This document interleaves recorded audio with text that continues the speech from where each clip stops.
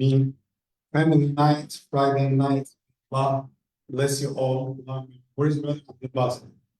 Inshallah, inshallah. Great work that he is doing, mashallah, Sister Samana too. May Allah bless both of them, bless Hamdan, and inshallah bring brother some back, inshallah, Sister Tasnoor, and all of them, inshallah. So who is hungry? Brother Ismail. So yes, we talked today about our perspective, our belief to Sayyidina Isa alayhi salam. And you know what? I like that statement that one of the brothers here had mentioned to me right after Jumu'ah. I will mention his name, is Brother Derek. Okay? No, I'll mention your name. Okay. So he said like even the name of Jesus, that's not his real name, right? Don't you know this before?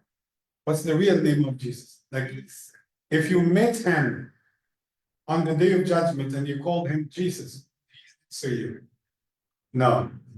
So what's the real name? No. I mean in his language. Yeshua.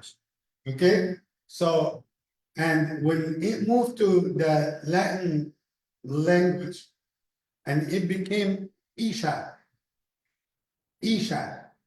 And then after that, after many years, then in Arabic it's Isa. When it moved to the Latin language, so the E was replaced to J. So it became Jesus. And one of the things that I told you that our beliefs, see how many things in common we have with our brothers in Christianity, our brothers and sisters in Christianity. That's related to our belief. That's why Allah said, وَلَتَجِدَنَّ أَقْرَبَهُمْ لِلَّذِينَ آمَنُوا الَّذِينَ قَالُوا إِنَّا نَصَارَى. You will find Muslims very close to those people who said, we are Christians. And you know why Allah said that in the Quran? Allah said, ذَلِكَ بِأَنَّ مِنْهُمْ قِسِّيسِينَ وَرُهْبَانًا وَأَنَّهُمْ لَا يَسْتَكْبِرُونَ. That's because they have sincere rabbis and priests, and they do not get ignorant. They do not feel arrogant. These are the qualities that the Quran had mentioned for the brothers and sisters from Christianity.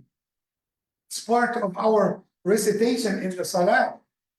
So I just wanted because before we move to the dinner, to raise three things. We said that we believe in his coming back.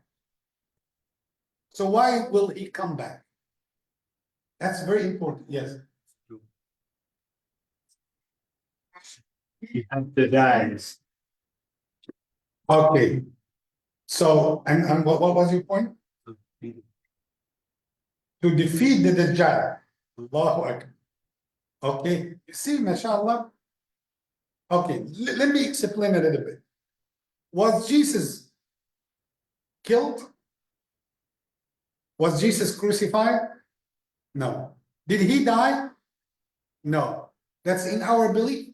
He didn't die. That's why he has to taste the death. Because Allah said in the Quran, كُلُّ نَفْسٍ ذَائِقَةٍ الْمَوْتِ. Every single soul shall taste death. So he didn't taste death. He didn't die as a human being. And Allah said to the Prophet Muhammad sallallahu alayhi wa sallam, وَمَا كَانَ الْبَشَرٍ مِّن قَبْلِكَ الْخُلْدِ أَفَإِن مِتَّ فَهُمُ الْخَالِدُونَ. No one, Muhammad, before you has the right to be immortal. You know, so if you are going to die, O Muhammad, do you think that I might leave somebody to live for eternity? So that means Jesus, peace be upon him, didn't die. So understand that little tricky point. What does Allah said in the Quran? Allah said in the Quran, in the chapter number 4, 157, 158, Allah said, وَمَا قَتَلُوهُ وَمَا صَلَبُوهُ وَلَكِنْ شُبِّهَ لَهُمْ They didn't kill him, they didn't crucify him, but somebody looked like him. And in order to understand the story, we have to see what the Bible is saying about the crucifixion of Jesus. So they said, and as you know, that this is what the Jewish people had on his time, had claimed against him, that he rebelled, or he became rebellious against the Romans, against the king himself. And they said that he moved his group from being religious group to what? To political group. And that's why if you wanted to throw somebody out of the normal life, put him in the political group. It would be easy for him, so he can attack. Because in politics, people will differ like widely. But when it comes to religion, we have principles, we have ethics. But in politics, you know what governs you? What governs you the most? Interest. Your interest, your power, your position. So there's nothing permanent in politics. Okay? So what did they make? So they said that they had the Eid. What is the name of the Eid? It's called the Eid al-Fatir or Eid al-Fushi. That Eid, that festival that they had, the presidents and the leaders of the rabbis and all the priests, they had gathered together and they put the plan to what? To assassinate and to kill Jesus, because they wanted to stop him. But who can tell them about the place of Jesus? They offered money. And he was literally at that time in somebody's house. And that person is mentioned in the Bible by the name Sam'an. Sam'an, and he was the person who had leprosy in his body. That's his name, Sam'an. And who knows about the place of Jesus? Who knows? Only his disciples, his close companions. So how many were they are? How many? Yes, the closest people or the closest disciples were 12. So, but one of them had told somebody, his name is Judah, known in Arabic as Yehuda. So that Yehuda, the Jewish people or the people with the Romans, they offered him 12 coins of silver to sell or to tell them about the place of Jesus. And he started to argue with them. He started to negotiate. So then they moved those coins to 30 coins. I wish if you had seen Brother Ismail today in his negotiation, mashallah, expert, okay? So Yehuda had negotiated with them, and he raised that to 30 coins of silver. They agreed, they gave him the money, and he made a trick to tell them about the place of Jesus, and that's what the Bible says. Jesus was, one night before they arrest him, he was invited to get the dinner in the house of Sam'an. And that's why they sent one of the ladies related to Yehuda with some perfume. So she got the perfume and she spilled the entire bottle on his body. And that's why, so he can have a very attractive smell. Then they can follow him.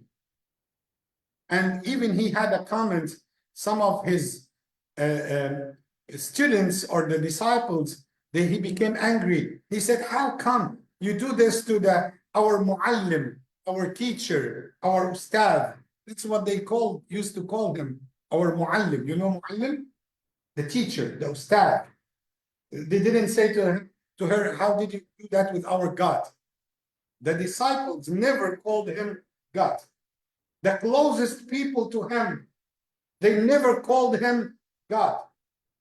So one of them got mad at the woman, and finally she went away, she ran away.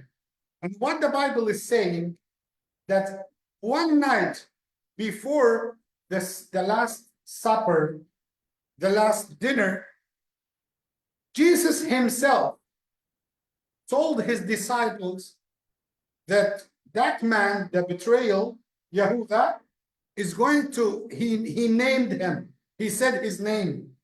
He assigned him by the name. He said he is going to betray us. So he had the prophecy of what is going to happen.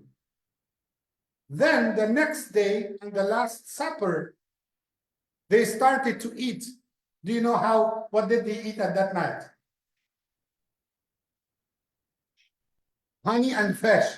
Yes, honey and fish. No. According to the Bible. Yeah, honey and fish. And even some of his students, they felt the danger that it is coming. And he said, while they are eating, he said, this is the night. This is the promised night.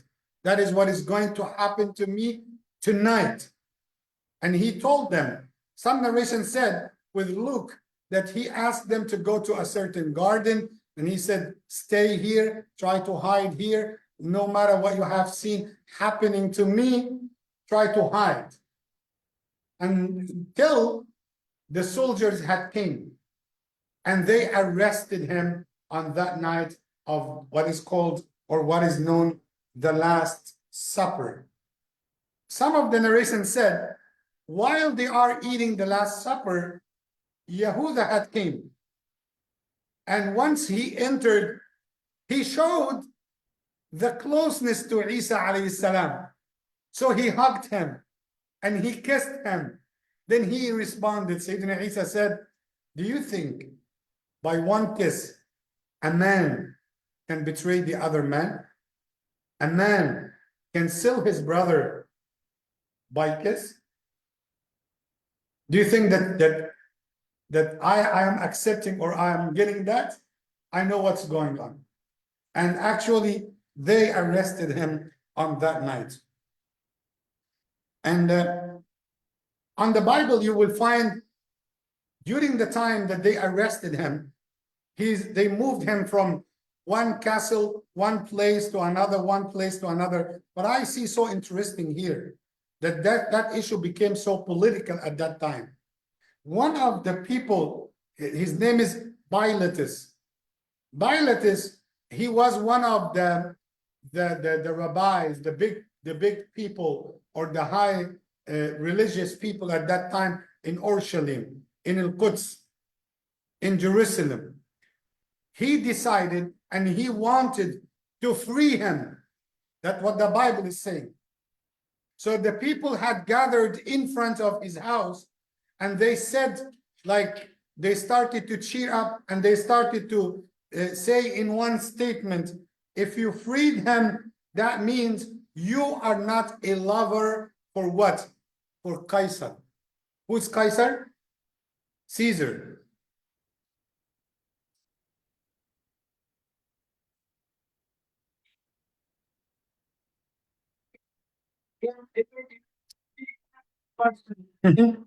Under his authority.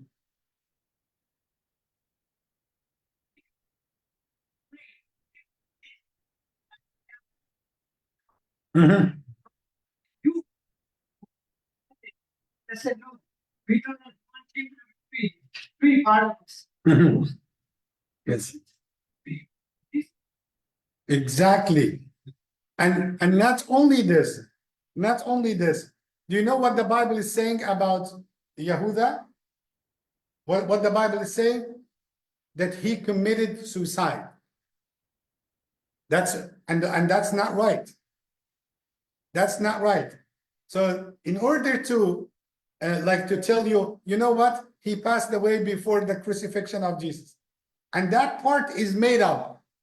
They said he felt guilty after he got arrested, and he gave them the money, the 30 coins of silver. And he said, I don't need your money. And he hanged himself in his house and he committed suicide. Even they continued with that story and they said, what can we do with the money? Put it in the sacred house, in the place. They said, no, no, no, no. That's a money kept with or had the smell of the blood. And that's why they bought a piece of land with that money. It's a long story. But the next day, they decided that they are going to crucify him and to put him on the cross. The Quran is saying, on that day, the day that they wanted to crucify him, that Jesus, on his prison, they took Yehuda himself. That's the Islamic narration. That they took Yehuda to show them and to be sure that this is the man that they were looking for. So Allah said, or the Quran said, بَلْ رَفَعَهُ اللَّهُ إِلَيْهِ. Allah had took him up. And when he moved some steps forward to the prison, to jail, Allah made him to look like Jesus. So they found nobody except that person. And Allah said he resembled to be like Jesus. And they arrested him. Some of the scholars said Allah had made that to happen as a punishment for him for his betrayal. And Allah said, وَمَا قَتَلُوهُ يَقِينًا. For sure, they never killed him. بَلْ رَفَعَهُ اللَّهُ إِلَيْهِ. Allah had took him up. And you might ask, what is the reason? You know the concept of test in the dunya? Allah wanted the issue of Jesus to be the issue that people are going to be tested with. After 545 years of that incident, Allah is sending Muhammad sallallahu alaihi wasallam with the Quran to show the truth. So the word of the Quran came after 545 years to show how much Allah wanted us to know the reality. So these years, for 300 years, nobody ever, after that incident, nobody ever had claimed that Jesus was right, or revelation that says that he is a God. Because the closest written material about gospel was almost after this incident, after 300, some people said 350 years from that date. So can you imagine? The gospel wasn't written during his time. The disciples did not write like the full edition or full book of the gospel. And Allah subhanahu wa ta'ala said that is what happened. وَمَا قَتَلُوهُ يَقِينًا. They didn't kill him. They didn't crucify him, but Allah took him up. Let's go to my first question. Why should he has to come to taste death and to do 5 things? Sayyidina Isa will come back to do 5 things. Rasulullah sallallahu alaihi wasallam said in the authentic narration, narrated by Abu Hurairah, and it is sahih, it's mentioned in the Bukhari. He said, ينزل فيكم عيسى بن مريم. Another narration, يوشك أن ينزل فيكم عيسى بن مريم. It's about, the time is about to come that Jesus will come back. Hakaman, he will be a ruler.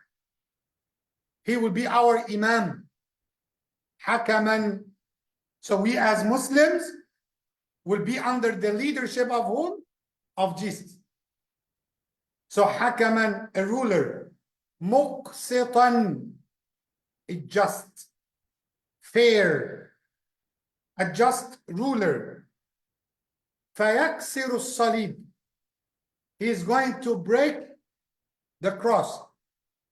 To show what? To show what? It's not part of me. That's not my creed.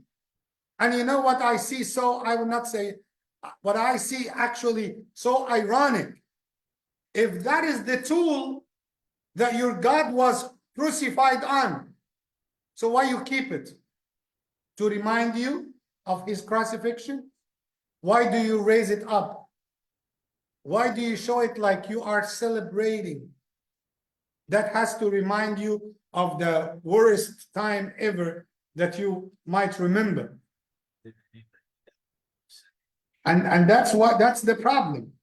The concept of that he died for our sins, that is even contradicting with the logical way of thinking for the human beings. You know why? Because that does not make any sense that somebody will sacrifice. Let's say that he sacrificed like 2,000 years ago, and we have a person today committed a sin. So what is the point? That just by believing in him, I will be free from the sin. What is the point? And I give very simple example. And I said, please try to reason this. If I was driving above 100 miles per hour, and my father next to me, when the cop will come, should he give the ticket to me or to my father?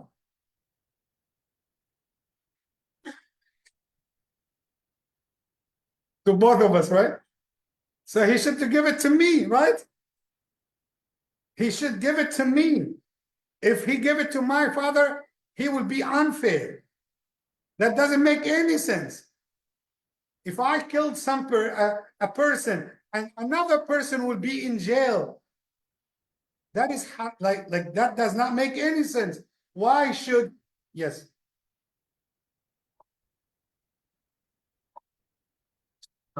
Yes. He was expecting God to save him. Nothing happened. So he said, my God, why saving me? Exactly. And not only this, he said that with the statement, the sense of blaming his father. If he is God and he's knowing the destiny, how it works, so why he is on while he is on the cross to say, oh my father, oh my God, why you have forsaken me? And you know, that reminds me of another text on the Bible about the fig tree. You know the fig tree? So yes, he came to the fig tree, and that's astaghfirullah. Sayyidina Isa did not make that. Like, he came to the fig tree one day and he was so hungry, and it wasn't the season for the fig. So he came to the tree and he told the tree, why you don't have fig fruits? And he cursed the tree out of anger, out of hunger and anger. You know why? So if that means he's a God. So God doesn't know the season of fig tree, doesn't know the, so what's the fault of the fig tree that it didn't have fruits? That is what you suppose that you destined for the fig tree. And if you are God, so why you don't order the tree to give you fig, and that's all? So many of the issues, but I want to just mention something. He will come. I was counting. We said ruler, who is just and will break the cross. And number 4, will kill the pig to say what? It is haram. Is it mentioned in the Bible that pig is haram? Yes. Yes, it is mentioned in the Old Testament that eating pork is haram. And number 5, what? Killing at the Dajjal. And there is something, number 6. It is called وَيَضَعُ الْجِزْيَةِ. What is jizya? That is the tax system for the non-believers or the non-Muslims. That is the tax system terminology. It is called jizya. So he will establish jizya. Means what? He will come to implement the law of Islam. So he will come not with a new sharia. He will come with the law of Islam, executing the rules of Islam. Yes, exactly. Yes, the dhimmi is the name of the person who pays jizya. So somebody pays jizya, so he will be dhimmi. He will be with the like a treaty with the Muslims. He will be under their protection. He will have that oath, the peace treaty with them. Let me finish by this very quickly. The verses that I recited today, it's a question and a conversation from Allah, between Allah and Jesus, peace be upon him. Allah said that he will ask him in Surah Al-Ma'idah.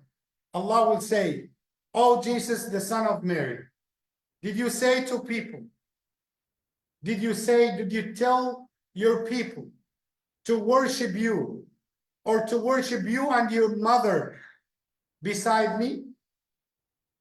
And he said, "Subhanak, glory be to you. You are the most high. I never, and it's not befitting to me to say any word that you didn't tell me. If I said that, you would know, because you are the all-knowing. I just said to them, worship Allah, my Lord and your Lord. And I was there till the last of my time. Then you took care of them. Oh my Rabb, they are your servants. If you decided to forgive them, they are your servants. If you decided to punish them, I cannot interfere." This is the conversation that is going to happen on the day of judgment, so everyone would know. Jesus himself will come on in front of everyone to say, that wasn't my message. There are some people had fabricated my message. Before we move to the dinner, I have a good surprise for you. Are you ready for the surprise? Muhammad Jamal came with a surprise. We have a brother with us who wanted to convert to Islam. Say takbir. Takbir. Yes, come on, brother. See, that's the best gift at the end of this night. Yes, come on, brother.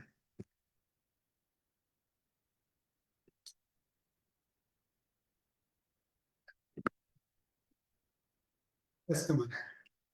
Salam alaikum. How are you doing?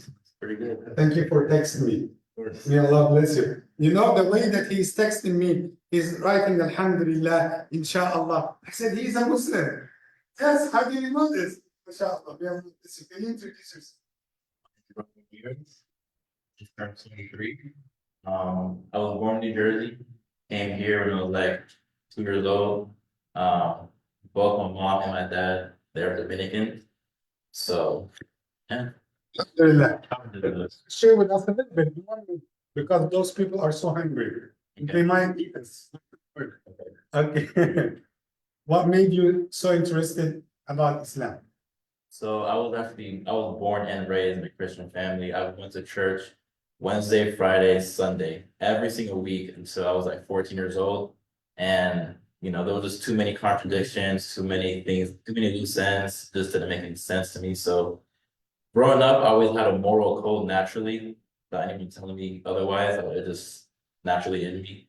And I always had this philosophy in life. And I had a friend, his name is Yusuf. He's also Muslim as well. I went to the masjid with him like 3 or 4 times just to see if Islam matches my philosophy, and it perfectly did without me even knowing. So that's That's great. I'm sorry, but that's a little bit silly question, but I have to ask because some people have some allegations against Islam, and they say they force people to accept Islam. Is there anyone forcing you to accept Islam? zero. Make it that close. Yeah, my decision is and no influences. It's my favorites. That's great. That's great. Are you ready? Sure. Alhamdulillah. So repeat after me. Do that closer again. Say Ashhadu Actually, Allah ilaha illa either Allah wa ashhadu what I studied, anna Muhammadan Rasul Rasul, Allah. I bear witness bear witness that there is no God there is none but Allah. but I bear witness bear witness that Muhammad that is the messenger is the messenger of Allah. of Allah. Takbir. No, no, no. Takbir. Inshallah. Takbir. Welcome to our community. Welcome to Islam. We want you to be a good example, an ambassador of Islam. Tell everyone the truth. I want people to see your ethics, your morals, to be a great example of Muslim.